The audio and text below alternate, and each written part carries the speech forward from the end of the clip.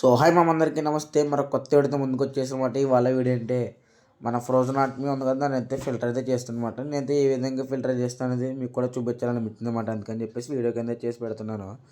First of all అయితే ఒక litre bottle Thums Up bottle ఉంటుంది, దాన్ని అయితే కట్ చేసి పెట్టుకోవాలన్నమాట. నేను కట్ చేసుకున్నట్టు దాంట్లో అయితే మన ఫ్రోజన్ ఆర్ట్మీ అనేది కంప్లీట్గా అయితే వేసేసుకోవాలన్నమాట.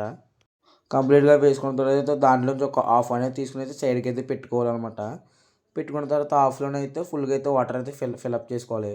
ఫిల్అప్ చేసుకున్న దాన్ని అయితే ఒక 5 మినిట్స్ అయితే సైడ్కి అయితే పెట్టేసినట్టయితే మనకైతే ఆక్టిమియా అనేది అయితే మొత్తం అయితే కిందకైతే వెళ్ళిపోయి పైన అయితే వాటర్ అనేది ఉండిపోద్ది అనమాట.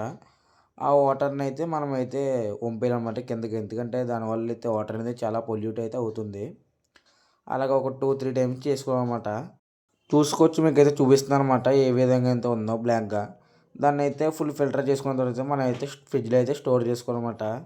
అలాగే మన ఇంటికి వచ్చేసి అయితే 2 పేర్స్ గప్పీస్ 1 పేర్ మోల్ అయితే తీసుకున్నాను అనమాట.